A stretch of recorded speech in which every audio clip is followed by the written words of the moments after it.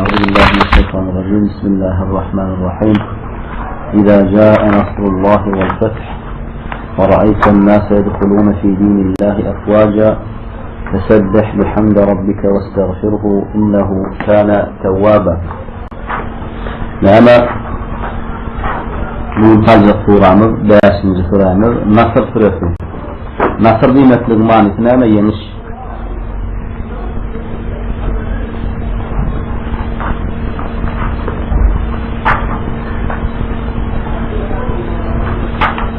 أيضا مدينة كذا شايف تنوارت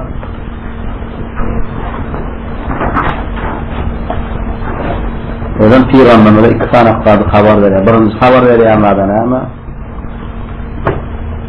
نعم رات بولنا أجلن يسنن بالمفتونا في رمضان شو راتلا بولفا بالشوي اللي سنقول يعني دي شو عايف معنى شو سرع معنى إتنجزان في رمضان بوشلق نعم نفكان شو هنا فتح دب أشبار جفلنا ولا نعم إذا جاء نصر الله والفتح إذا جاء قلت نصر الله فما الله ينشي والفتح ومكة نم أشلان دي بالليا شوي لتن المليا شو الله تفسيرنا في غمام صلاة النام الله تعالى ما ألجق يلمنام دويدور ديا الله يعلم متصل فنام أيام دول دين نام كامل وليا وأم القرآن أصلية يوت لون شكر لون أولون إنت مكة شلا يمكن وظيفة مصابتي ده شلا يستنام دي في غمس الفسير الله ما نام حسن الجكين بيجو تجيه باللي يفهم الجكين علامة شو الله ده كان ينسفلر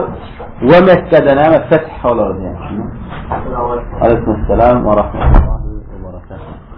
إذا جاء نصر الله والفتح أي محمد إذا جاء يرجلت نصر الله ينشي والفتح ومكة نم أصلا ورأيت الناس وقررتم الناس آدم نرى مكة أصلا نصر نايل وررتم يدخلون هيري النار وررتم هيرا في دين الله ديننا إسلام ديننا أفواج نام فوج كفر برلغ فوج تفر لغ انقلق بقلوب يكا دان يعطي أحزنال مكة أصلا ننصن ديا سن آدم لن ديا الله ديننا تفر والفيش نام أوه تيرة يورت والفيرستان وررتم ديا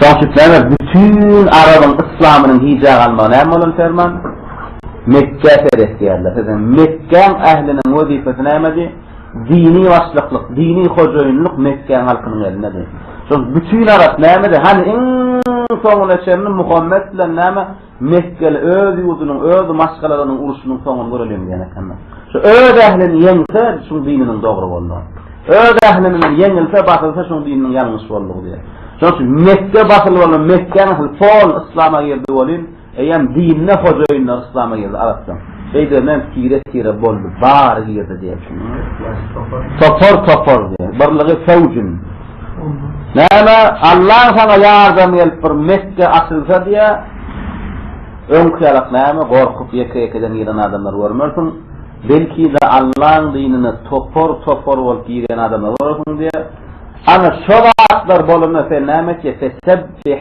بحمد ربك كان ربنا حمد له وتسبيح لديه واستغفره وأم كان استغفارا قلنا بعض مخلغن صارا إنه كان توابا شنكي قل تواب تتصاول القولة قلنا لريك بعض استجبتر ديا شنكي ناما غرادا ما كتلانا دما أعدشا الجون آغنا دما ناما استغفارة مكلك مناطيك ولا نامشين يتناما أول عدم خاص الله مغفردنا ناما مناطيك شنكي فسبح ربنا فاك لهم عيط لرزان تسبيح معني بشر هو ذكره بحمده حمد لا ذكره الله ربنا واستغفره وقلنا لما مغفرته ربنا نشل مكلون طلبت استنك يسمعون الاليف سين تاغل فاشو بعد طلبت مكلون أو استغفرون إليف غفر ده ما إليف سين تا وده استنى يشلم أمنن إليف سين تا خرطو يلده şolar sana etmekliginin talap manysını berýär. Şunuňmy? Yani mağfiret etmekligini talep et. Näme üçin Allah'dan istigfar etmekli söýler? Çünkü ol tawbaňa ýetdi. Çünkü ol tawba edýüji diýer. Aýşe näme diýär? Fesebbih bihamdi rabbika westagfirhu diýen aýatyny amal etdi. Peygamberimiz sallallahu aleyhi ve sellem şu inen soň rukuunna elmadama subhanakallahumma rabbana ve bihamdika Allahumma ighfirli diýen dogan goýmakdy. Şoňa bir de sünnet bolýar rukuda subhan rabbiyal azim ya da subbuhun quddusur rabbul malaikati var ruh ya da subhanakallahumma rabbana ve bihamdik Allahumma ighfirli diýen sünnet. Henne bul Kur'an fadileti Rubbul Kur'an diýerler 4den 1 bölewi.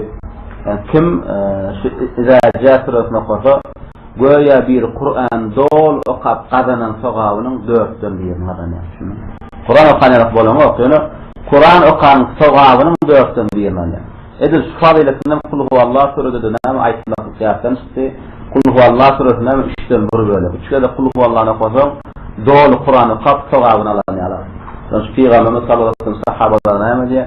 Haýsy biriňiz näme basaraňyz diýär. Bunu Kur'an üçden bir bölüm okumak lazım. Näme ya Rasulullah kim onu bilsin diýär. Kul huvallahu şoň üçden bir bölümdir diýär. Ondan iza jaat rasulun zilzalat rasul iza zulzilatil ard. Şol kysana Rubbul Kur'an diýär. Kur'anyň 4den bir bölüm sogawyny içine alýar. Şunuňmy? Wa Ibn Abbas radıyallahu anhu riwayatyna da gelýär. Kur'an'na doğalını insan inen süreleme diyor. İnsan inen süre diyorlar. Ne süresi? Nasıl süresi? İniştâden bir esasına ama ünsümüz çekmeli adamın ama birinci ayetinde Allah Teala ne etti? Yenişi öğrene yenkodi. İzâ câe nasrullah. Sizden yeniş çıksa diýmekde size Allah'dan yeniş gelse diýýär. Zat güýjüňe ýet, ýeňişiňe ýet kimeken Allah ken. Şoň üçin biz näme elmadama ýeňişi ýardam Allahdan sonra Allah tewekkül etmeli. We Allah ýeňişiniň näme isbatlar hasan ýelýär. Hasan peýgamberleriň we sahabalaryň tutun isbatlar tutamyza gelýär. Ondan bäde bize ýeňiş ýok. Şunuňmy? Ýeňiş gelse fetih adamlaň Allah'ın dinine näme ýardam we topar giren bolar. Şoň üçin biz elmadama dinimize ýeňiş berdirjek bolak, öz ummatymyza ýeňiş berdirjek bolsak, ýeňişiň eýetinden sonra boly. Şunun bu eýet hem o ýeňişi bermeýe öz talap etýän şertler tapylmady. Allah'a talap etýän şertler näme? Kur'an-ı Kerimde öz aýdy otyr. "En tansurullaha yansurkum we yusabbit aqdamakum" diýer. Siz Allah hasanna ýeňiş berseňiz, Allah size ýeňiş berer we üstüne ýeriň ýüzüne sizin gadamyňyzy sabit eter diýer. Müşteder temkin eder, yurt verir, devlet verir diye. Yani Allah ecizimi bize ona ýeňiş berer ýa-da. Ya Allah näme gowşokdum biz onu bekeder ýa-da. Ýok. Allah ýeňiş bermekliň manysy nämeden ibaret?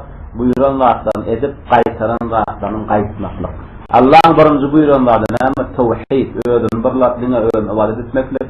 Bu birinji gaýtaranlardan näme? Şirk, ona ikilik ýetirmeklik we şirkden we müşrik kowmlardan näme? Daşlaşıp özüni olardan näme? Täklemeklik. Näme şu diňe şirkden daşlaşmakla şäklenmän, biz şirk etýän, bedqılık adamlardan daşlaşmaklyk wajib bolýar. Sen adam täsirlenmek häkedi o adam. Şoň üçin biz näme? Daşlaşmak, näsrasyn diýer, minel jinneti we näsir, insanyň we şeytanyň şerrinden. Şoň insanyň we şeytanlardan gaçmasak, daşlaşmasak olamam şerriniň, riýanyň näme bize täsir etýär. Bular näme ida ja Nasr surasynyň sesi. Düşünülmedik zatdan. En taşak, şoň üçin kafir ona manýar. Kafir ona da näme? Hiç goşgurat ýok, hemmesi bilýän sözler bilen näme? Bilýän sözler. Buňam iýinmekliginiň bir sebäbini aýtýarlar. Mekke müşrikler insanyna Peygamber sallallahu aleyhi ve sellem dininden gaýtar bilmän soňra umytlaryny edip näme etdiler? Bolýa bir ýyl sene biziň Hudaýymyza ibadet etmenen, biziň bir ýyl sen näme ibadet etýän Allah'yla ibadet edilýär. Şonu Allah Taala Peygamber sallallahu aleyhi ve sellem şirkden, müşriklerden, kafirlerden täklemekle buyurup näme diýip? "Kul ey Muhammed, aýt olara, eyyuhal kafirun, ey kafirler, ya eyyuhal kafirun." Kul aýt, kimlere? Ya eyyuhel kafirun. Ey kafirler diye. Ne için? Kâvat Allah Teala kafirleri koyuyor ve nefret bilen demesi. Ya ehlel kitab. Ey kıtavayeler diye. Ne için? Hasanla olurdan kovamalı varsa. Ehl-i kitap diye Allah Teala. Emma değerden ey kafirler diye. Ne için? Bizim peygamberimiz küfre çağırdı. Çünkü kâvr adamlar, Hasan Sofi, akımına yıkılayan adamlar, ay İslam'da böyle sözler ulanmalılar, adamlar, ırkılayan sözler ulanmalılar, şunu. Ol doğru yöne hemme yazıdan, şunu. Bize Allah'ın edebinden anarda edep gerekten, şunu. Allah Teala'nın öğüdü peygamberine buyurup atıyor, ve şu peygambere nâme diyen, eddebeni Rabbi fe ahsene te'dibi diyen adam. Bana edeb ahlak veren Allah diyen. Sonra şu yönden edeb ahlaklı kovvalın men diyen şunu. Sonra buyurup atıyor, ey kafirler deyip bildirin diyen şunu. Bundan anarda Resulullah kafir deyip bildirin adamına, ey dini başkalar, ya İsa'çılar şunu. Resulullah tanımadık edebi edepten şunu. Son şu kadınlar edep sayanamadı. Sonra İmam Malik rahimahullah neyme diye. Solon zamanında din olmadıklar şunun dininden. Çünkü Allah'ın dininde, Resulullah'ın düşüncesinde tanılmadık ahlak, şu ahlak sadece. Barça şu soğuk sorayanlar, ahlaklı sorayanlar, ahlakın saydı. Çünkü Allah Teala neymet diye, ait diye ol kafirlara diye. Neyim için? Sizin olur peygamberine şirke çağırıyor. La a'budu ma ta'budun. Sizin bu dinimizi ben kabul etmiyorum. Men hiç zaten sizin ibadet etmeyenlerin ve ibadet etmeyen. La a'budu. İbadet etmeyen. Nefi. Fermanşı. Nehiden Resuller. Nehi olanla la a'bud olmalı. Sakin olmalı. Nefi. Nefi etmeyen. Men ebeden nama. Sizin ibadet etmeyenin ibadet etmesi kapılmaz diye. Ve la entum a'bidun ma a'bud. Bu şirk yolumuzu bilen. Sizin bizim ibadet etmeyen Allah'ımı ibadet eden Allah. Siz mutluğa ibadet ettiğinizdir. Ve la ana abidun ma abettum. Yani iki tarafta da ibadet takıllı.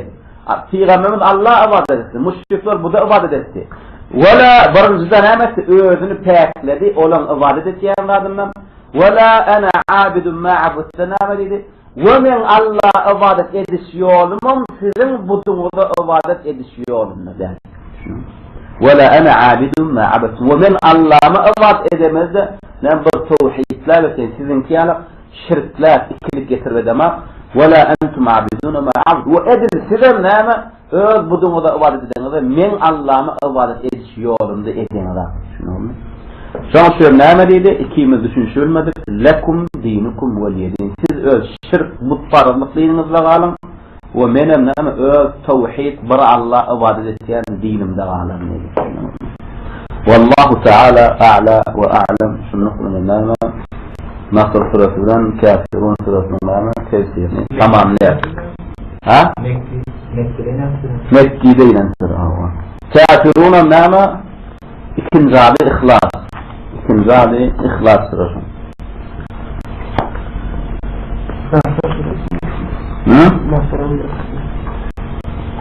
Yok, Nasr Medeni.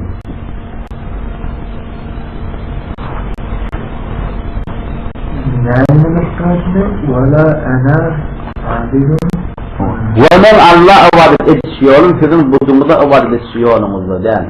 Men Allah'ın barlak ibadet etsin, ama siz şirkler ibadet etsin. Nasr Medeni suresi, Kafirun Mekki suresi. Hatta nama İbn Abbas radıyallahu anh namede ilmudama Ömer radıyallahu anhu min ulul sahabenin meclisine salandı diyor. Ondan burun kâvır sahabeler öyküne bildiler namede Ömer'a ey Ömer birine doğrulurlar getirecek bu.